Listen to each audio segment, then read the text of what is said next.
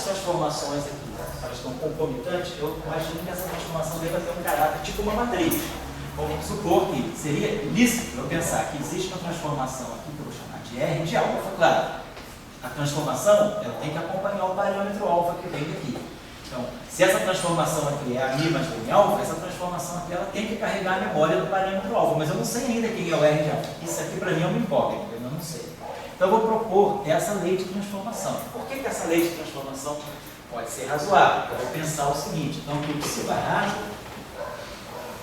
ele vai no psi barrado, nós sabemos o que significa o barrado na equação de Dirac. Barrado significa que eu estou pegando uma transformação pelo conjugado de Dirac. Então suponho que eu tenho um Dagger e um gama zero. Então vamos dizer que aqui aparecesse em princípio um R barrado de alfa. Mas para nós é crucial que esse R barrado que vai aparecer aqui, ele mate esse R para poder, isso aqui me garantiria, se R barrado R for a identidade, se. Então isso aqui me garante que o que nós queremos. Nós queremos que o psi barrado seja igual ao psi barrado psi. Para garantir a simetria desse termo aqui. Vamos querer ver como é que agora vamos trabalhar a simetria desse termo. Mas é isso que nós queremos. O que nos inspirou a pensar que a transformação do psi do psi seja feita por um objeto multiplicativo R, é que é o jeito que eu tenho dessas duas transformações aqui poderem se cancelar. Então, desde que essa lei aqui seja obedecida. Nós sabemos que o barrado na equação de Dirac tem esse significado aqui, gama zero, Dagger, gama zero. É o significado dele, equação de Dirac. Então nós temos pergunta, isso se o R for uma matriz 4x4. Estou imaginando aqui essa transformação, então, para pensar, ela é uma transformação matricial. Então, é uma possibilidade. Ou ela não precisa ser uma transformação matricial. Eu posso fazer a mesma transformação para todas as componentes. Por enquanto, vamos deixar a coisa desse tipo aqui só. Vamos só deixar desse momento para... A coisa mais geral possível seria isso aqui. Mas lembrando que esse barrado aqui é dado por isso. Então, nós queremos que essa matriz aqui seja a inversa dessa. Em princípio, seria isso que nós queremos. E pronto. Se isso aqui acontece aqui, esse termo aqui vai trazer um R barrado. Que é aqui, ó. Ou tanto faz, né? E quando eu pegar o psi barrado, está lá. O psi barrado vai ser psi barrado R barrado. Deixa eu parar isso aqui. Então, trabalhando esse conceito aqui, esse termo aqui, ele ficaria psi barrado R barrado. Aqui tem um gama mi. E, desse lado aqui, eu gostaria que esse objeto aqui, para ter uma invariância, é preciso produzir aqui de alguma forma esse R. Então eu gostaria que esse termo aqui, então, para nós seria muito importante que isso aqui acontecesse. Isso aqui é sobre a linha, isso aqui deveria ser o R de alfa vezes o mesmo objeto. E é sobre H cortado, a mix. O que nós estamos querendo com isso? Se esse cara aqui já traz automaticamente esse R barrado, o único jeito é esse cara aqui poder trazer o R, para que esse R barrado passe e mate esse R. Só que eu tenho um gama mi aqui no meio. Se isso aqui for uma matriz 4x4, ninguém me garante que essa matriz possa passar por aqui. Então, para eu ter invariância, o ideal seria poder garantir a invariância desse termo, também a invariância daquele termo. O ideal seria não tomar R como uma matriz, mas tomar esse R aqui como uma função, que eu não sei o que é. Então, ao invés de pensar numa matriz, quando eu barro uma matriz, eu faço isso aqui. Se isso aqui não é uma matriz, simplesmente é uma função, o gama zero passa por esse gama zero e o Dagger de uma função é a mesma coisa que o conjugado hermitiano. Então, bastaria nessa equação aqui que eu tivesse R alfa estar F alfa, eu gostaria que isso aqui fosse igual a 1. Para nós seria interessante que essa equação fosse satisfeita. Por quê? Porque com isso aqui eu tenho certeza que, não sendo uma matriz, esse cara possa passar pelo gama μ e bater esse R. Então esse R barrado é R da 1, da mesma forma que esse R barrado é R da 1. Então, a conclusão que nós chegamos é que para ter invariância de calibre na ação da matéria também, campo de Dirac, ele vai perceber essa invariância. O que é crucial para nós, então, é que essa equação seja satisfeita. dμ do campo transformado. I é sobre H cortado, aí o campo eletromagnético aqui transformado. E aqui o psi' também. E isso aqui seja o próprio R de alfa e dμ psi mais IE sobre H cortado a π.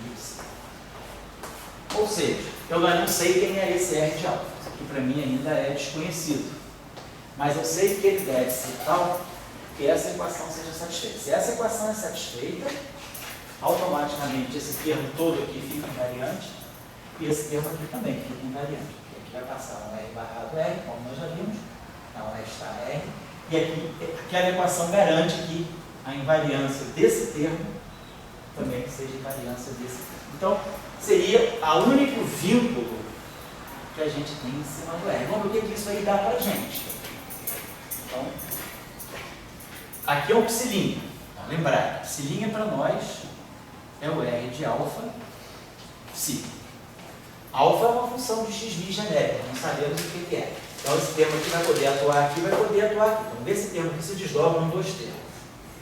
dμ R psi mais R dμ psi. Então está saindo aqui. Mais aqui e é sobre H cortado, a linha é a μ mais o dμ. E o psi' é R psi. É o lado esquerdo. É a derivada do psi desse lado. Agora aqui desse lado aqui não. R dμ psi. E aqui nós vamos ter mais I sobre H cortado, a μ R psi. Então essa equação está me dizendo que essa composição aqui, toda essa combinação aqui, ela se transforma exatamente como o psi.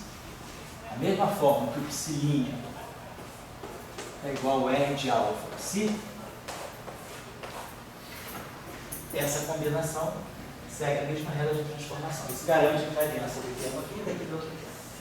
Então, o que é essa equação que dá para a gente? Esse termo aqui cancela com esse termo aqui. E daqui, esse termo aqui, a μ R psi, esse termo aqui, cancela com esse aqui. Então, deixa eu aproveitar aquele quadro ainda, vou deixar só mexer nesse lado.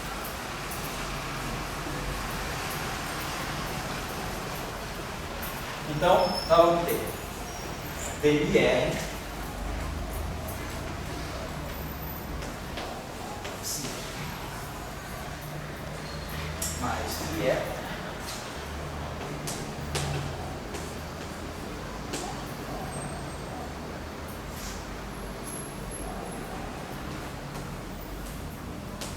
psi, igual a zero. Então isso aqui independentemente do psi. Isso aqui vale para qualquer psi. Então, se arbitrário, necessariamente é zero, então nós damos uma equação desse tipo aqui. dμr sobre R igual a menos I sobre H cortado dμ alfa.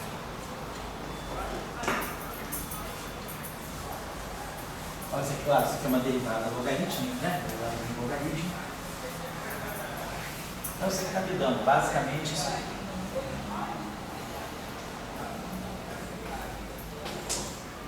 Isso aqui está me dando.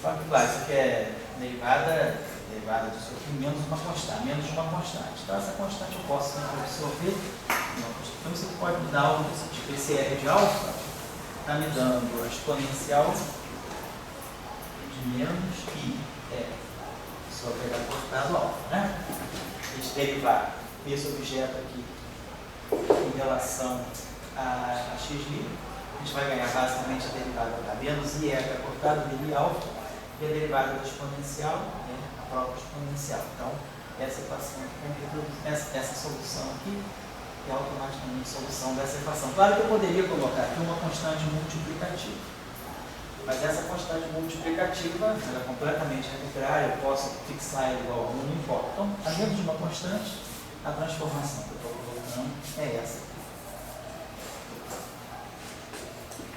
Então, o que a gente vê é que o setor de matéria, quando ele interage com o setor de gauge, ele absorve aquela simetria que veio lá do setor de gauge, a simetria que me permite eliminar o spin zero da propagação do campo de Maxwell, ela entra também no campo de matéria, mas ela entra no campo de matéria sob a forma de um classe. Então, para nós, né, a simetria final seria, sempre que eu fizer a transformação do campo de calibre, o campo de matéria, então, ele vai seguir essa simetria, né? Essa transformação, através dessa forma aqui.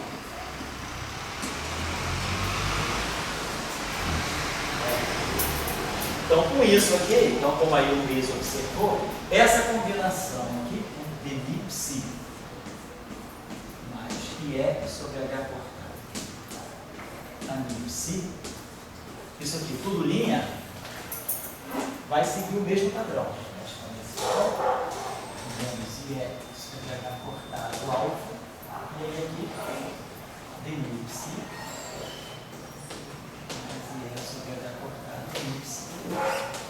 Então é isso aqui que nós chamamos de derivada covariante. Isso aqui que a gente chama de uma derivada covariante, a gente representa desse modo assim. E essa derivada covariante, ela tem a mesma lei de transformação que o campo, né? Então, quer dizer, isso aqui, psi, né? Transformando o campo que está aqui dentro da derivada, transformando o psi, ela obedece a mesma lei de transformação que o psi. Nesse sentido, ela é chamada de covariante. Ela segue o mesmo padrão de transformação que o campo sem a derivada. Então, o que a gente percebe é que a matéria, ao interagir com o campo, tudo bem? A matéria, ao interagir com o campo de gauge, ela recebe aquela simetria. Para nós não partimos, da nossa lógica aqui, foi que nós não partimos da existência de uma simetria do setor de matéria. Dirac, quando você pegando a equação do campo de Dirac, independentemente da simetria, é intrínseca à equação de Dirac aquela lei de conservação.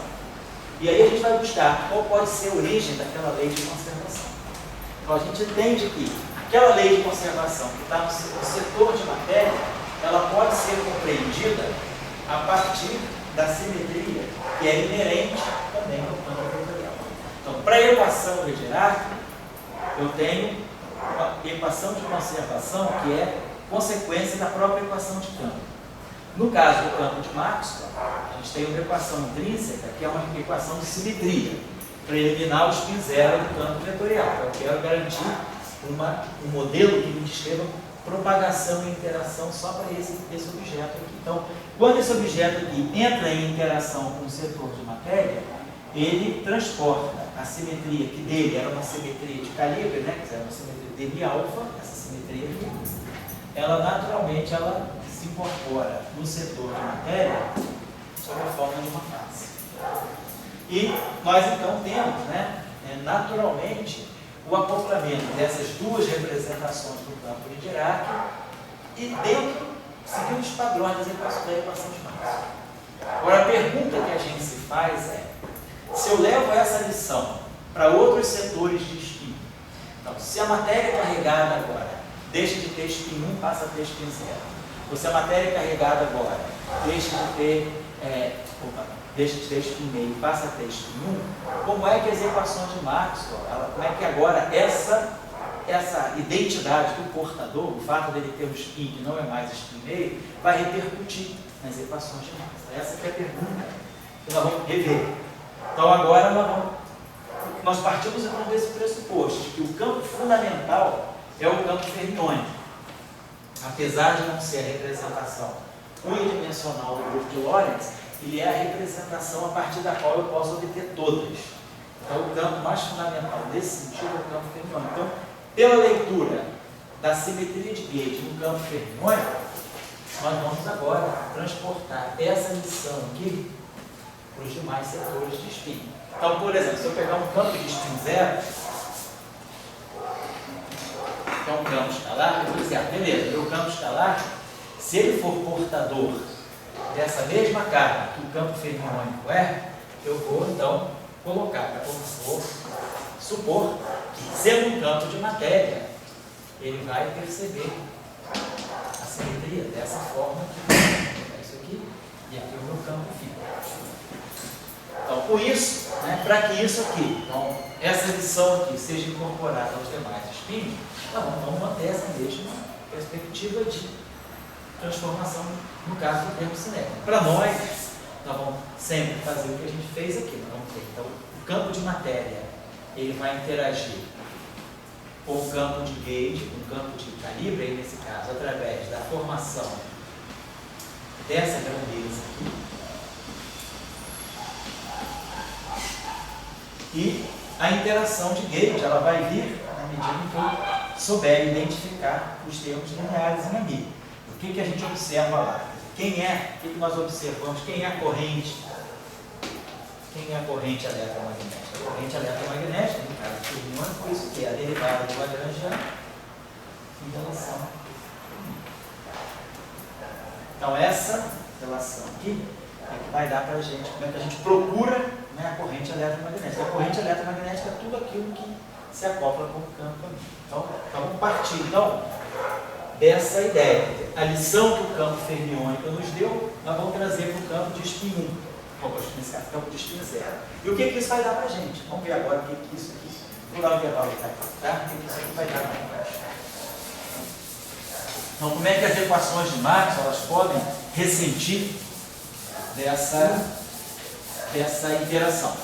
Então, vamos pensar na mesma lição que nós fizemos do eletromagnetismo. Vamos acoplar o campo. Então, nós vamos fazer agora, vamos acoplar o campo de Maxwell, formar uma eletrodinâmica que a gente chama de eletrodinâmica escalar. Vamos pegar agora a representação 0,5, 0,0, que é a representação desse campo φ. Então, esse campo φ está nessa representação, ele vê a simetria eletromagnética daquela forma, então vamos botar aqui o nosso lagrangiano de interação. É o que nós vamos chamar de lagrangiano da eletrodinâmica escalar. Normalmente, a eletrodinâmica anterior, que é o campo de Dirac, a gente chama de eletrodinâmica espinorial, que é a eletrodinâmica onde o portador de carga ele tem espinorial, ele é fermiônico, espinorial.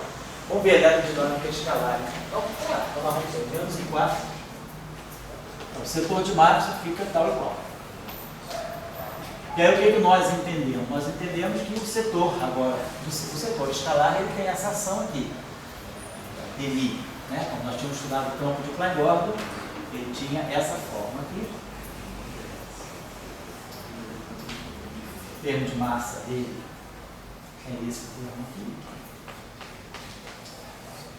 Ele pode ter um termo de alta interação.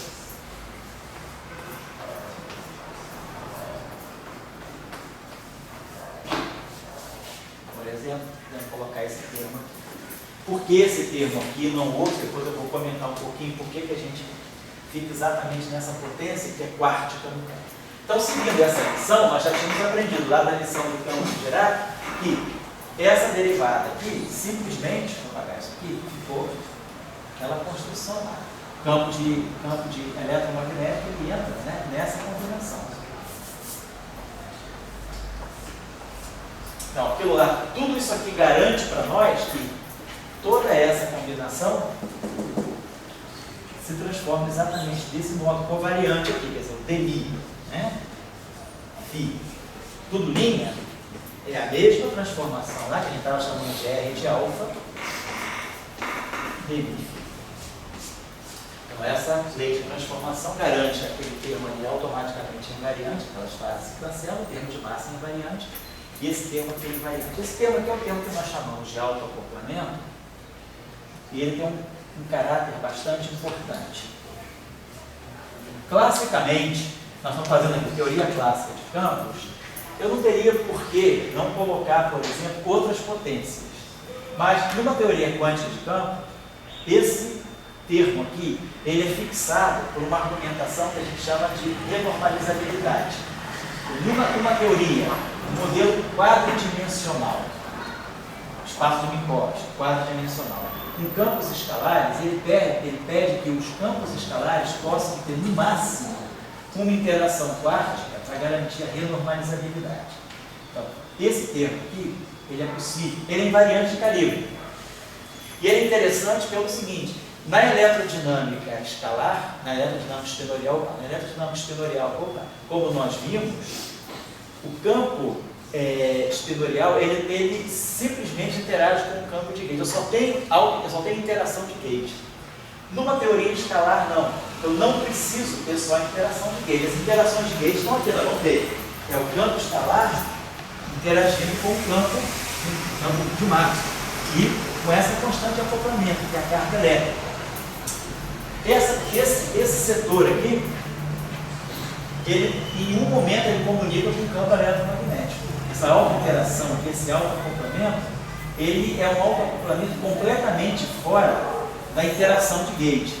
Então, numa eletrodinâmica escalar, eu tenho acoplamentos que não sejam somente acoplamentos eletromagnéticos. A estrutura do campo escalar me permite essa novidade, por exemplo, em relação ao campo espinorial. Sobretudo se nós estivermos falando da teoria quântica, não da teoria clássica, mas na teoria quântica, porque um argumento chamado de renormalizabilidade, ele impede, por exemplo, que o campo de Dirac possa ter uma interação semelhante. Porque senão eu poderia escrever esse termo no Lagrangiano de Dirac. Mas se aí a gente vai fazer a discussão do campo de Dirac, do ponto de vista da teoria quântica de campos, esse termo, ele quebra um requisito importante que a gente quer obedecer em teoria, uma teoria mais fundamental, que é a renormalizabilidade. Então, o campo escalar, o campo fermiônico, por argumentação de renormalizabilidade, ele não tem o que nós chamamos de auto-interação. Existem teorias com esse campo aqui, modelos com esse campo aqui. Isso aqui, por exemplo, acontece muito em 2 e 3 dimensões. São os chamados modelos de Grothendieck, modelos de Thiem.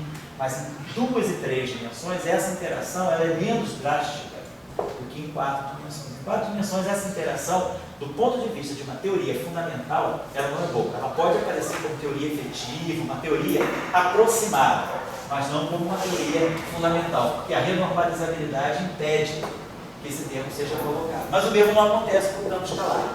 Então, por exemplo, quando a gente estuda o mecanismo de Higgs, quando a gente estuda a quebra espontânea da simetria, esse termo aqui é fundamental.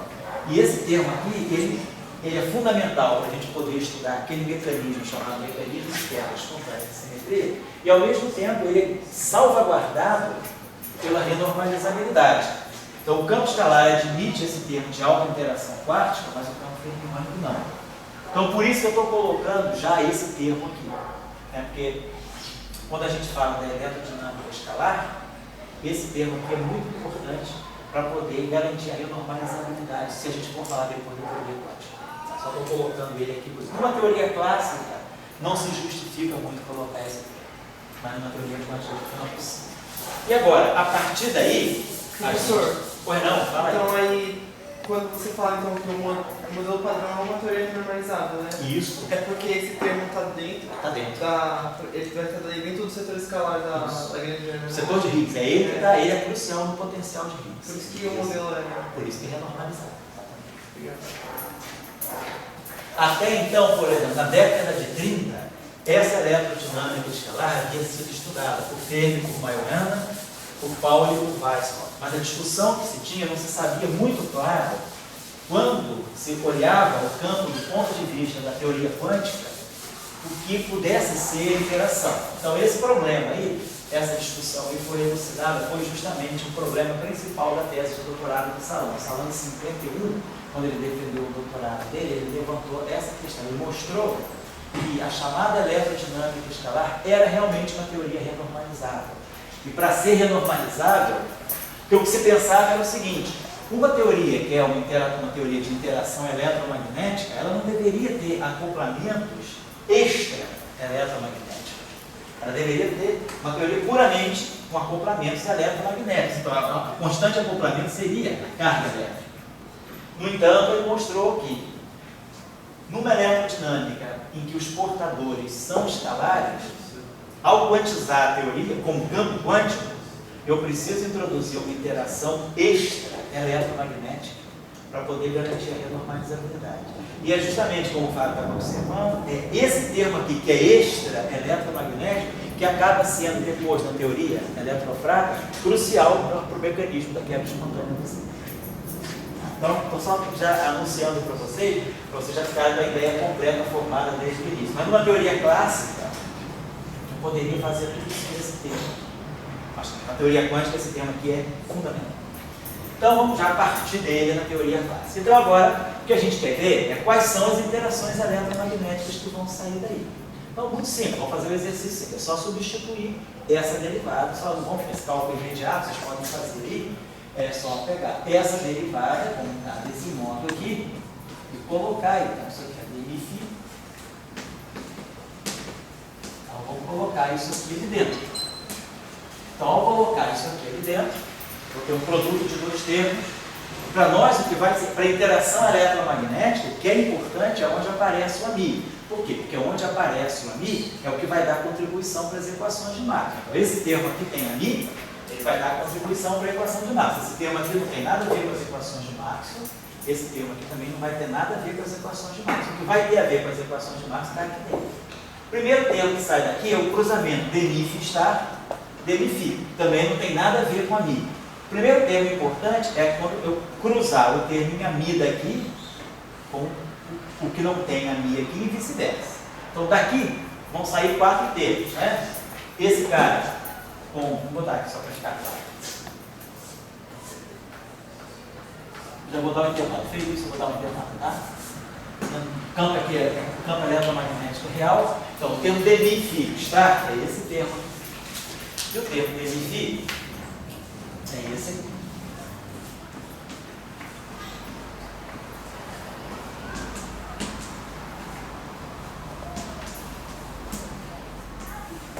Então, esse termo vezes esse, fora de cogitação para eletromagnetismo agora. Esse termo aqui, ele é linear em AMI, esse termo aqui é linear em AMI, e esse termo aqui é quadrático em AMI. Então daqui vão sair três termos que vão ser importantes para as equações de Maxwell. Esse primeiro termo aqui, né, vai ser I é sobre H cortado, né? Então vamos ter aqui dmφ está AMI. Depois vamos ter esse termo aqui, que vai ser menos, H cortado, dmφ, AMI, está, dmφ. Depois o termo quadrático, o termo que vai ser 2, né? Sobre H cortado ao quadrado, aí AMI, estar. Então são os três termos que saem daqui. Se nós formos olhar então as equações de Maxwell, agora vamos olhar em forma covariante as equações de Maxwell, então eu vou fazer o princípio variacional em relação ao AMI. Nós já sabemos que aquela primeira equação, quando a gente faz o princípio variacional em relação ao AMI, aquela primeira equação ela dá origem nisso aqui, dI é FMI. Sai daqui. Depois, quando eu for variar em relação a AMI, eu vou ter um AMI aqui, vou ter um AMI aqui, e vou ter esse AMI aqui. Nosso termo aqui vai produzir, para nós, vamos colocar esse termo aqui, vai produzir mais I sobre H cortado, DI, estar, vezes φ, menos φ estar dmi φ a mi. Tá, esse termo aqui. E depois, quando for variar aqui em relação a mi, eu vou produzir aqui o termo para produzir duas vezes, né? 2 é 2, sobre h cortado ao quadrado, aí aqui vai ficar simplesmente aqui. Bom, aqui só eu estou variando, vou variar tudo em relação a mi. Isso aqui é tudo somado. A mi, dmi, tudo a mi. Então, esse índice equilíbrio aqui é, então, vamos colocar isso aqui desse modo. Dmi. Tá certo. Variei em relação a mi. Variei em relação ao a. E aqui variei em relação ao a mi, então isso vai ficar duas vezes. A mi, fechar aqui. Nossa. Então essa aqui seria a nova equação de Maxwell, que estaria saindo dessa ação agora acoplada ao escalar. O portador escalar, ele está dando essa contribuição. O que nós sabemos da teoria de Dirac é que dmi, f mini é um J-ni, é a corrente eletromagnética. Aqui a gente vê alguma coisa nova. A gente vê que a equação ela começa a depender do ar. O potencial aparece explicitamente, eu não tenho só o campo elétrico e magnético. Vamos dar uma olhadinha só nessa equação. Então vamos colocar essa equação numa forma mais explícita para a gente ver a diferença agora, né? Quer dizer, onde é que o fato do campo ser escalar está sendo um diferencial em relação ao caso da eletrodinâmica estelariana. Então vamos colocar do lado esquerdo, então vamos lá, dmi f mini. No caso do Dirac, vamos colocar no caso do Dirac, a gente tinha isso aqui, menos psi barrado, gama mi, psi. Então isso aqui é a eletrodinâmica estelarial.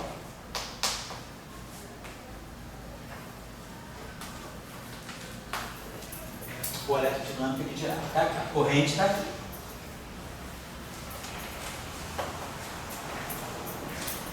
No caso escalar, vamos ter algo parecido. dmi f mini. Só que tem uma parte, aqui é o setor puramente de matéria. Aqui é o que a gente esperaria, isso aqui é o setor de matéria, mas eu não consigo descolar, no caso eletromagnético, no caso estelarial, aqui a gente descola. Aqui está o setor puramente eletromagnético e aqui está o setor de matéria. Aqui não, eu vou ter um termo novo, que é aquele termo ali, 2 é 2, 2 é 2 sobre h cortado ao quadrado, φ estar φ a mi. E do lado de cá, eu flipo para o lado direito lá, esse termo aqui, menos i é sobre. Aqui eu acho que tem um h cortado, né? Aqui eu tinha esquecido de colocar. O i é sobre h cortado e aqui nós vamos ter um dmi φ estar φ menos φ estar dmi. Então, ó, esse termo aqui é uma novidade. A equação passa a depender do potencial, diferentemente da equação de Maxwell. Então, se eu pegar, por exemplo, a componente μ igual a zero, nós sabemos que isso aqui está me dando a divergência do campo elétrico. Mas, se eu pegar o μ igual a zero, esse termo aqui vai estar me dando mais 2 é 2 sobre h cortado ao quadrado, vai ter um c, porque isso aqui, o a zero é φ sobre c. Aí aqui tem esse setor de matéria e aqui tem o potencial eletromagnético φ. E desse lado aqui eu vou ter menos i sobre h cortado, aí eu vou ter φ, derivada temporal de φ estar, vezes φ menos φ estar, derivada temporal. Então é como se desse lado aqui eu tivesse puramente a matéria, mas agora eu tenho que ter uma novidade aqui.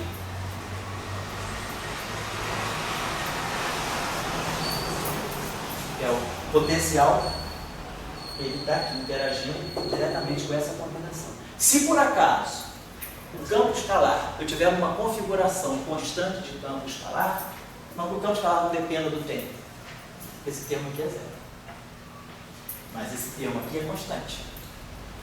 Então, esse termo aqui está dando uma contribuição, como a gente já estudou, né, lá no curso de eletromagnetismo, essa equação aqui, divergência de R, mais uma constante, vezes o potencial igual a zero. Se eu colocar aqui uma carga pontiforme, essa eletrodinâmica aqui é uma eletrodinâmica cujo potencial φ, ele cai para a distância dessa forma aqui, menos π R sobre módulo.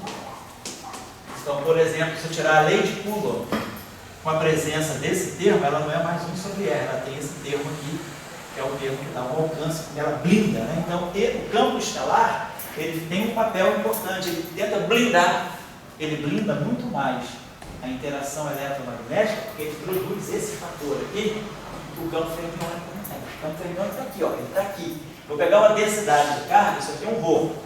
Então, é carga sobre distância. No caso da presença de um campo escalar, por exemplo, se eu pegar uma configuração de campo escalar constante, o campo não é mais 1 sobre E, a interação é eletromagnética. Tudo aqui só tem E, eu não estou vendo aquele lambda, eu só estou vendo a interação eletromagnética. Mas o fato desse campo ser constante, isso aqui está levando em conta, no fundo, esse psi aqui, ele é essa distribuição aqui, ele é como se fosse uma densidade constante de campo escalar, da matéria escalar. Então, a matéria escalar, né, ela dá uma contribuição nova para as equações de Dirac. Então, esse termo aqui, quer dizer, ela dá aquilo que nós chamamos muito mais próximo da eletrodinâmica de Broca do que da eletrodinâmica de Maxwell propriamente, né? Então, é vamos dizer assim, um reflexo, né, do aspecto microscópico da interação eletromagnética. A interação elétrica, quer dizer, em termos de Maxwell, equações de Maxwell são equações microscópicas, elas não estão levando em conta o spin. Mas se a gente faz uma análise mais microscópica da interação eletromagnética, a gente começa a ver que o spin da matéria, ele interfere com a própria equação de Maxwell. Então, se a gente quiser escrever as equações de Maxwell, no caso de uma interação eletromagnética de menos π, eu posso ter π mais, π menos, né? Então, eu não poderia deixar de colocar esse termo. Que não acontece quando eu pego só elétrons e pósitrons. Elétrons e pósitrons, eles dão essa interação eletromagnética. Agora, escalares carregados dão essa interação eletromagnética. Isso no setor igual a zero. Se eu quiser agora pegar a parte vetorial, pegar aqui esse índice espacial, eu vou ter aqui rotacional de B, vou ter a corrente de deslocamento, 1 sobre C2 dE dt, mas vou ter agora uma parte que vai aparecer, deixa eu apagar isso aqui, bom? Se a gente quisesse escrever a equação de Ampère-Maxwell, nesse caso, então a gente ia ter aqui, quando fizer esse μ igual aí, vai aparecer o rotacional de B, e vai aparecer aqui o termo de corrente de deslocamento, menos 1 sobre C2 dE dt. Mas, agora vai aparecer aqui o termo que vai ser mais 2, é 2 sobre h cortar ao quadrado, aqui φ está aqui, potencial vetor A, e do lado direito vai aparecer menos IE sobre h cortado, o gradiente do φ está vezes o φ, menos o φ está gradiente A. Então, de novo, nós temos um termo, né, modificando as equações de Maxwell devido agora à característica escalar do campo carregado. Sim. Oi, fala. Tem uma característica de escala que esse campo dá, porque aquele potencial ali está relacionado com o nuclear, né, mano? Tipo, isso, ele blinda a escala. É a forma disso. Mas tem algum ponto ali que, tipo, já que a gente está tratando fermo interagindo com o campo eletromagnético, tem alguma coisa que fala que a escala que a gente está trabalhando tem que ser determinada depois dessa? Sim, você pode fixar a escala no fundo. Essa pergunta é perfeita. Você vê que o alcance da interação ele está restrito a esse, está indicado nesse parâmetro aqui, o alcance da interação.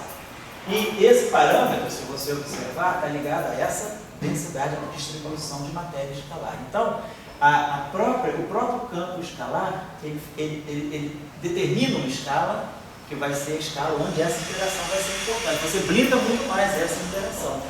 Então, o alcance, né, se você pegar o campo elétrico de uma carga espinorial, o campo elétrico de um elétron, ou o campo elétrico de um meson π, o campo elétrico do elétron ele tem um alcance maior do que o campo elétrico do meson π. Não por causa da massa do meson π, mas por causa daquele parâmetro ali, que é o parâmetro que ele blinda a interação. O campo bosônico carregado, ele blinda a interação eletromagnética. Se vocês fizerem a mesma coisa com o cara de spin 1, vou deixar, talvez eu faça na aula seguinte, depois do intervalo, se a gente pegar agora, qual é a eletrodinâmica de Maxwell para portadores de spin 1? Nós fizemos o caso espinorial e fizemos agora o caso escalar.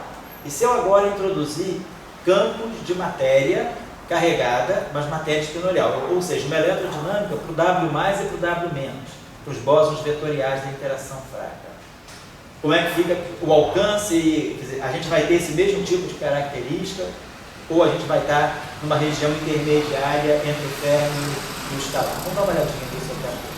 Mas então o que eu estou chamando a atenção para vocês é que a lição que a gente tira da interação eletromagnética, ela é determinada pelo campo fermiônico. Sempre que a gente quiser entender uma interação num espaço-tempo qualquer em que eu esteja, quer dizer, aqui a gente está comprometido com 4 dimensões, mas vamos dizer que você queira, por acaso, discutir uma interação em 3 dimensões, uma física do grafeno, 2 dimensões planares. O ideal é sempre a gente saber aonde é que está, como é que o campo fermiônico interage.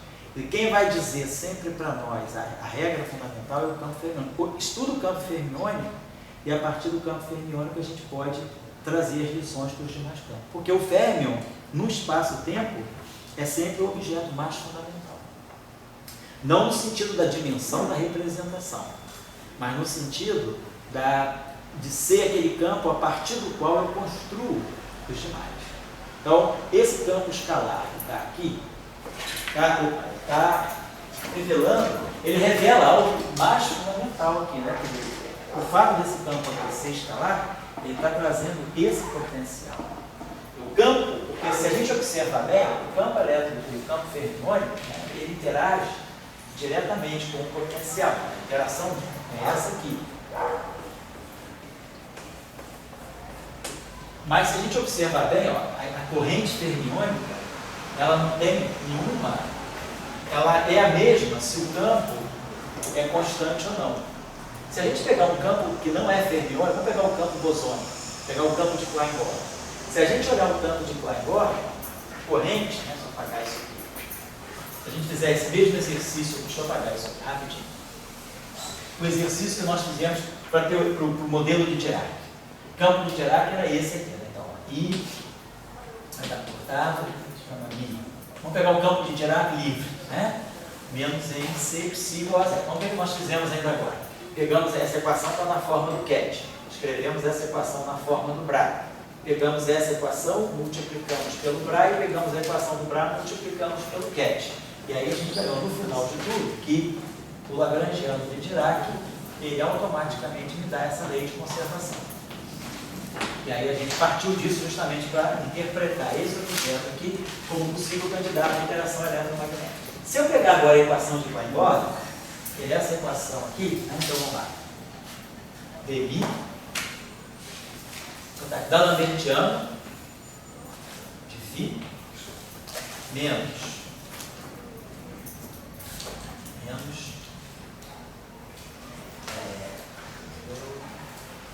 menos h cortado ao quadrado sobre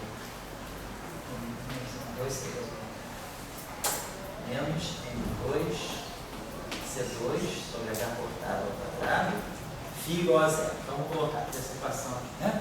Isso aqui tem dimensão de 1 sobre o comprimento ao quadrado, isso aqui é o inverso do comprimento de corpo da massa, então tá, a dimensão está aqui. Vamos tirar o Ket quando você quiser, tá? A equação, vamos tirar o complexo conjugado dessa equação. Fica isso aqui também.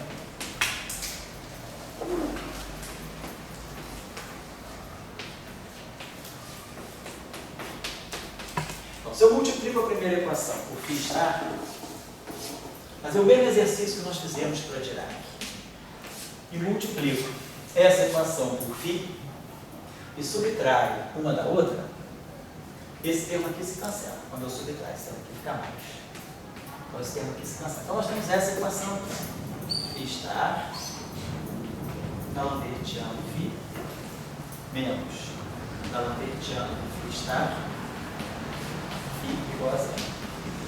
Eu posso observar que essa equação pode adquirir essa forma só. dmi Φ estar dmi Φ menos dmi do Φ estar Φ igual a zero. Essa equação aqui, se eu pegar esse termo aqui, eu vou produzir dmi Φ estar dmi Φ. E esse termo aqui eu vou produzir também, dmi Φ estar dmi Φ. Depois, essa derivada, quando bater aqui, ela vai produzir Φ estar da lambertiano de Φ. E essa derivada, quando bater aqui, ela vai produzir o da lambertiano do Φ estar Φ. Então, esse termo aqui é idêntico a esse. Então, da equação de Colin-Gordon, do campo complexo, livre, sem interação, o que eu ganho é essa lei de conservação. Então, da mesma forma que a equação de Dirac naturalmente me dá essa corrente, a equação de Colin-Gordon naturalmente me dá essa corrente. Só que essa corrente, se observa, ela depende da derivada do campo. Ela não é uma corrente tão limpa quanto a corrente fermiônica. A corrente fermiônica, ela só depende da coordenada do campo. A corrente bosônica, ela traz uma informação sobre o momento do campo. Está lá, o dmi. Tem uma derivada do campo. Então, se o campo, por exemplo, for constante, aquilo é zero. O campo fermiônico, se ele for constante, a corrente persiste. O campo bosônico, se ele for constante, aquela corrente não tem. Então, esse campo aqui, ele é muito mais fundamental. A corrente dele, ela é independente se o campo é constante ou não, ela estava sempre lá. Ao passo que aqui não, eu tenho uma dependência do momento. Vocês vão lembrar que o momento canônico, né, associado ao campo é dl dφ ponto. Então, agora, se eu estou fazendo a versão covariante disso aqui, eu teria que ver início, eu sei dl dφ. Então, a gente vê que o campo que não é fermiônico, ele carrega, né, a própria corrente carrega na estrutura dele o momento do campo. Quando há interação eletromagnética, nós já sabemos lá pela regra do acoplamento mínimo, o campo eletromagnético ele se infiltra no momento do campo. Tá? Na mecânica clássica a gente sabe disso. Quando a gente coloca uma partícula carregada no campo eletromagnético, né, o momento ele ressente da interação eletromagnética. Então o momento deixa de ser aquele momento, não é mais NV. O momento agora ele tem NV menos EA. Então a interação eletromagnética ela entra na própria definição daquilo que é o momento canônico. Então, como a corrente escalar ela depende do momento, na verdade, quando eu coloco a interação eletromagnética, o campo eletromagnético ele próprio penetra nessa corrente. Se a gente olhar essa equação de Maxwell, como ela está aqui, ó, desse modo aqui, se a gente quiser, a gente pode trazer. É uma questão só de reescrever. Eu posso jogar esse termo para lá. Ou eu posso escrever a equação de Maxwell desse modo aqui, explicitando aqui o potencial eletromagnético e deixando aqui só o setor de matéria, como eu posso escrever essa equação desse modo aqui também. Eu jogo esse termo para o lado de lá, e esse termo aqui vai ser menos IE sobre a cortada, D ni do φ estar, e menos φ estar, D. Então, ó, se eu juntar esse termo, colocando aqui a derivada covariante, justamente o termo que tem aqui que vai dar ani φ estar φ, e o termo que vai ter aqui vai ser ani φ estar φ, como tem um sinal menos aqui, esses termos vão se juntar, esses dois termos vão